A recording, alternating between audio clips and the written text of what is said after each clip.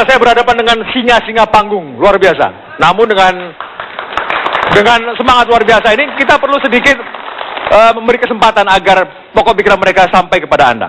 Ya. Saya ingin mulai yang pertama. Jadi saya pikir 30 detik kami berikan kesempatan bagi yang punya hak untuk berbicara. Ke Bung Viva dulu. Saya ingin detail dari Anda dalam 30 detik. Bagaimana caranya menurunkan angka kemiskinan dari kacamata Anda? Yang pertama, ada political will dari pemerintah untuk menurunkan tingkat kemiskinan dengan cara melakukan koordinasi antar kelembagaan, karena program-program kemiskinan itu terkadang disfungsi dan diskomunikasi antar kelembagaan. Dan yang kedua, pemberian subsidi kepada rakyat itu tidak boleh dihapus, karena orang miskin itu adalah merupakan tanggung jawab negara. Subsidi tidak boleh dihapus? Tidak boleh sama dihapus. sekali? Tidak boleh dihapus, karena subsidi itu adalah merupakan uang dari rakyat, dan rakyat berhak untuk menikmati uangnya sendiri. Tapi rasanya Pak Hatta Rajasa ada di pemerintah sekarang juga.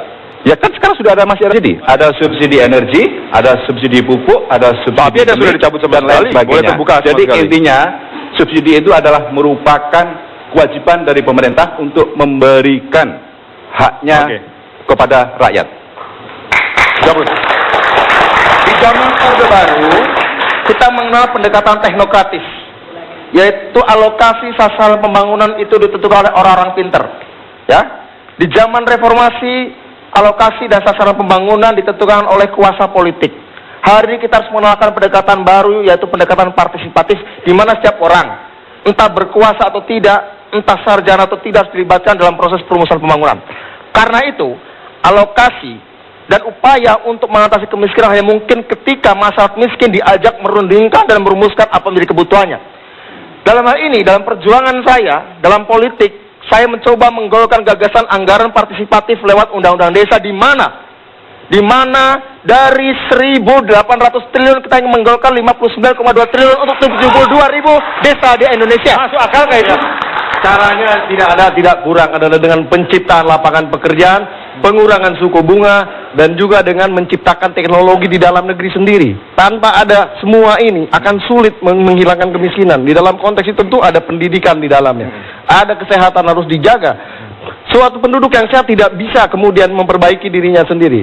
Oleh karena itu, dengan cara menjaga penduduk ini agar tetap sehat dan kemudian dididik dengan baik, semua pendidikan ini akan membangkitkan segala gairah di dalam konteks berkarya, di dalam konteks membangun, di dalam konteks menciptakan berbagai macam hal, sehingga mereka kreatif untuk bisa bertahan di dalam hidup ini. Bagi saya, satu-satunya cara untuk menghapuskan kemiskinan adalah berikan akses kekuasaan, akses kredit, akses pengetahuan, akses modal, akses tanah kepada si miskin.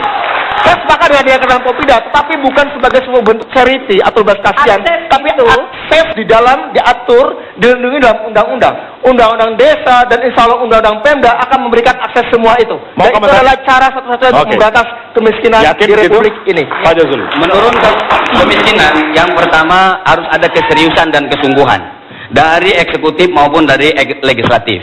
Nah, keseriusan dan kesungguhan ini ditunjukkan kepada anggaran. Lihat negara-negara yang sukses menurunkan angka kemiskinan, itu anggaran untuk orang miskinnya ini sangat signifikan. Betul. Tidak seperti di Indonesia ini. Anggaran orang miskin di Indonesia ini hanya 0,5%. Sekitar itu. Di negara-negara yang mampu itu besar anggaran. Itu yang kedua. Berapa, kemudian, Pak Jazuli? Anda mengusulkan berapa? Kalau nanti Anda minimal, kalau menurut saya 5% dari APBN. 5%? Minimal. Besar Kalau orang itu. miskin ini mau diselesaikan. Berikutnya nanti dulu. Kemudian jangan terlalu banyak. Di Republik Indonesia ini yang ngurusi orang miskin ini lembaganya ada 19 atau 17. Nanti habis itu uang untuk koordinasi. Anggaran bukan untuk orang miskin. Maka itu harus dipersempit. Jadi sekarang urusannya terlalu banyak. Terlalu banyak sekarang. Makanya ada undang. Sebentar lagi, Mas. Kemudian program pemberdayaan. Ini penting. Biar tuntas dulu, jangan potong-potong dulu.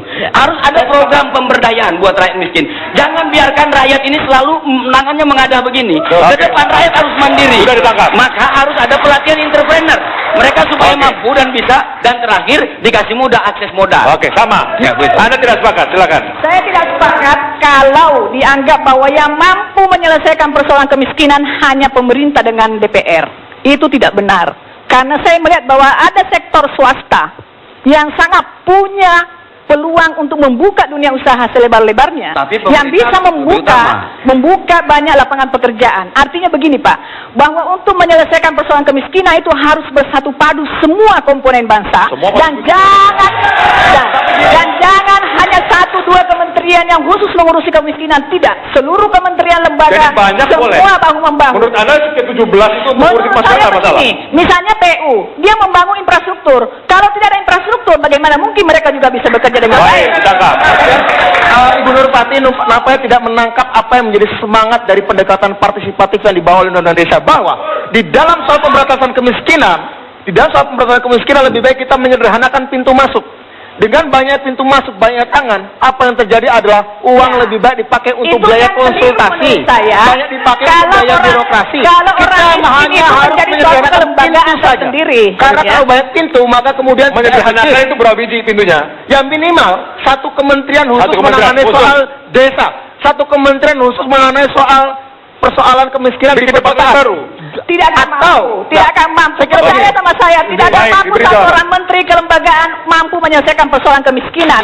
Karena persoalan kemiskinan bukan hanya persoalan 1 atau 2 menteri, tetapi itu multidimensi. Saya kira Pendidikan persoalan yang rendah, pemerintah ini- kesehatan yang rendah, sangat mempengaruhi penghasilan Baik, seseorang. ditangkap. Ya, Berbeda. memberikan kekuasaan kepada orang-orang yang belum terdidik dengan baik itu Ya. sangat berbahaya. Karena apa? Karena akan terjadi masalah hukum di kemudian hari. Karena itu Oleh akses karena pada itu, pengetahuan, pendidikan bukan harus pada menjadi modal saja. kunci utama di dalam Benar, konteks setuju.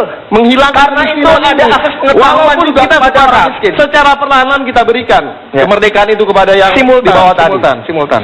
Saya kira begini. Gimana? Terakhir. Apa yang saya katakan tadi di bagian awal, komitmen hidup saya bukan sebagai komitmen politik, ada 0 kemiskinan dan 0 kebodohan, dan keduanya tidak bisa dipisahkan.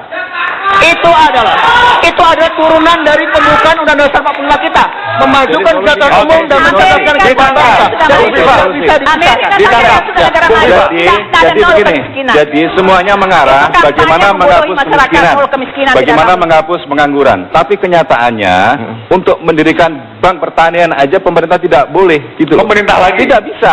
Pada waktu undang-undang pangan itu, pada waktu undang-undang perlindungan dan pemberdayaan petani itu ada inisiatif dari kami untuk membentuk bank pertanian. Kenapa? Karena petani itu tidak punya akses modal dan oleh bank dia dianggap tidak mampu dan tidak marketable. Oleh karena itu perlu ada bank pertanian. Tapi beberapa fraksi, beberapa teman-teman itu menyatakan bahwa itu tidak perlu. Jadi ini adalah menunjukkan sebuah bukti bahwa kenyataan untuk memberantas kemiskinan, untuk mengurangi pengangguran itu memang tidak sederhana. Oke. Tapi ada butuh kepemimpinan dari kita semua untuk merangkul semuanya. Sebenarnya bank itu sekarang ini bank yang ada itu sudah cukup.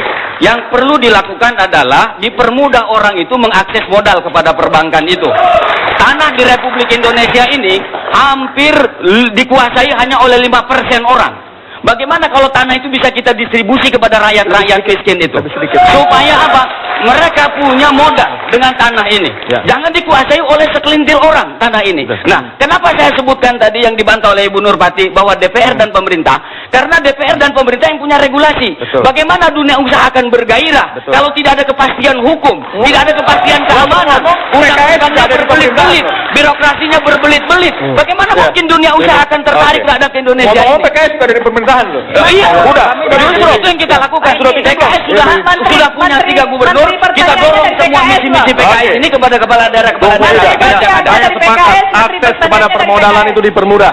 Tapi yang paling penting adalah sebetulnya adalah suku bunga yang tinggi ini tidak boleh dibiarkan seperti ini terus-menerus. Karena percuma juga kalau misalnya orang bekerja hanya untuk membayar suku bunga terus, sangat percuma. Tidak akan pernah kaya. Karena ada juga. Mau itu hitungan petani, ekonominya, mau kenapa itu suku bunga pedagang, tinggi? tidak akan. Harus direndahkan serendah mungkin. Di dalam konteks itu pemerintah mampu melakukan itu dengan berbagai macam mekanisme sebetulnya. Nah, beliau-beliau kan di DPR tuh rubah aja undang-undangnya. Ya kan? Nah, kalau yang jelas begini, bahwa pemerintahan SBY melihat bahwa pengangguran tinggi, ya kan? Kemudian, loh, ini kan fakta, semua juga teman-teman DPR melihat ini pengangguran tinggi, ya kan? Maka salah satu kebijakannya adalah membuka lapangan pekerjaan, PNS dibuka, yang honorer diangkat. menjadi PNS, kan salah satunya diantaranya itu. Nah, yang lain adalah pendidikan gratis itu bagian dari upaya untuk menyelesaikan persoalan atau mengurangi persoalan kemiskinan. Sumber daya manusia yang baik dengan pendidikan yang cukup, ini mampu mereka bangkit dengan usaha mandiri, ya, dengan usaha mereka mandiri dengan skill yang mereka miliki, maka mereka akan mendapatkan pekerjaan yang layak. Kita jangan pernah membicarakan kemiskinan dengan hitung-hitungan normatif saja. Kita harus konkret, kalau perlu sampai teknis dibicara di sini. Karena apa? Kita seandainya terpilih, kita akan membuat aturan-aturan, pasal per pasal. Mari, mana yang paling benar membenahi kemiskinan? Dengan memberikan bantuan langsung tunai atau memberikan akses permodalan dan pengetahuan? Oke. Kami PD Perjuangan memilih akses permodalan dan pengetahuan. Baik. Bukan langsung tunai. Karena Baik. apa? Bagi kami itu lebih mendidik dan lebih punya kemandirian. Baik, terima kasih. Anda sudah punya cara waktu untuk menyampaikan. Sekarang Anda sudah mendengarkan jawaban-jawaban itu. Pandangan-pandangan tersebut. Tetapi bagaimana sikap penonton di rumah terhadap apa yang sudah disampaikan? Kita lihat polling belakang. Ingat, informasi ini tidak kemudian otomatis akan mengubah semua pola pikir. Tapi paling tidak ini komentar dari mereka yang menonton acara ini secara langsung.